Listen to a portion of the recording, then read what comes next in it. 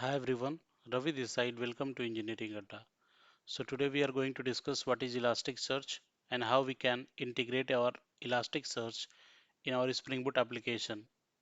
So first of all, we'll discuss what is Elasticsearch and how we can integrate it in our Spring Boot application. Later on, we can do the implementation for that. So let's get it started. So let me go to the next slide. And first of all, what is Elasticsearch? So Elasticsearch, it is nothing but it is a search engine and it help us in searching the full text. Okay, so let's say the Google is a search engine where we'll write some text and based upon that it gives us results. Similarly, in Elasticsearch also you can uh, give some text and then based upon that it will try to find out the result from the databases and then try to give you the result. Okay, and Elasticsearch is based upon the Apache Lucene library. Okay, coming to the next point, Elasticsearch make it easier to perform the data aggregation operations on the data from the multiple sources. Let's say you have two databases, MySQL and the PostgreSQL, and you want to sort out some data or you want to filter out some data from both of the databases. Then you need to perform the search operation on both of the databases separately. But using the Elasticsearch, you can combine both sources and filter out the record from both of them.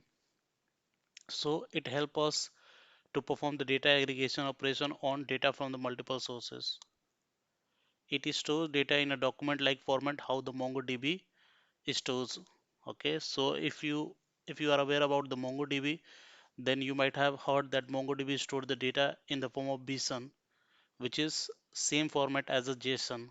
Okay, so it stored the data in the form of JSON, which is key value pairs. I will try to show you how the JSON format would look like. Coming to the next point, data is serialized in JSON format. This adds a non-relational nature to the Elasticsearch and thus it can also used as a non-SQL or non-relational database. Okay, so it is like a non-relational databases because it stores the data in the form of JSON where we don't have any set of schemas. Okay, I will try to show you the typical Elasticsearch document, how it look like. So let me go to the next slide. So you can see this is the typical Elasticsearch document. It has the key and value pairs. Okay. Now coming to the next slide.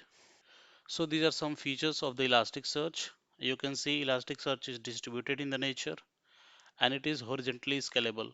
Okay. So if the need of the new instance of the Elasticsearch is arising, then we can uh, create new instance and horizontally we can scale the Elasticsearch. It is RESTful and API centric that make it very much popular. So it gives couple of APIs through which we can sort out our data from the databases. So that is what the main benefit of the Elasticsearch, and that is why it is very much popular. So because it is a RESTful API centric architecture that make it more usable. It operation can easily be accessed over the HTTP through the RESTful APIs. I will try to show you those things when we are going to implement it. Okay, so it can be integrated seamlessly into any application. Further, numerous wrappers are available in the various programming languages, obviating the need to use the API manually, and most operations can be accessed via the library functions call that handle the communication with the engine themselves. Okay, now let me go to the next slide. Why and where we can use Elasticsearch? So if you want to store and operate on the unstructured data, then you can go for the Elasticsearch. As earlier we have discussed that it is not a SQL or relational type of databases. It is a kind of non-relational database. So if you want to store or operate on the unstructured or semi-structured data, then you can go for the Elasticsearch because it is a schemaless in nature. Okay. If you want to have the full text searches, then you can use the Elasticsearch. It is common to have Elasticsearch to be used as a storage and analysis tool for logs generated by disparate systems. Aggregation tools such as Kibana can be used to build the aggregation and visualization in real time from the collected data, which is coming from the Elasticsearch. Okay, now let me go to the next slide. So what is the main concept behind the Elasticsearch? So Elasticsearch work on the concept known as inverse indexing. Let me try to bring a real world example of the inverse indexing. So let's say you have a book. Okay, so you have some important terms on the pages of the book. That important term is listed at the last page of the book with its explanation as well as the page number. So we have the indexing of all the important terms at the last of the book, and we have the page number as well where this word is present. Okay, so let's say you have that last page. If you want to search some particular term from the last page, then there at the last page it is mentioned that this word is present on which page number. So you can directly jump to that page number and then find it out. Similarly, in the Elasticsearch also, when we'll try to provide the text, it will directly go to the particular pages where the text is present and find it out from there, which reduces the time and the complexity as well. So this is the idea behind the Elasticsearch implementation. Now let me go to the next slide, and we have a couple of key terms of the Elasticsearch. So these are node, index, mapping, document, and the shards. So what is node? Since Elasticsearch is written in the Java, so node is a JVM process running an instance of the Elasticsearch. So it is nothing but it is a JVM process which is running an instance of the Elasticsearch, which is independently accessible over the network by other machines or the nodes in a cluster. Okay. Coming to the next term, which is index. Index is nothing but it is analogous to the table in the relational databases. So now coming to the mapping. So each index has a mapping associated with it. It is essentially a schema definition of the data that each individual document in the index can hold.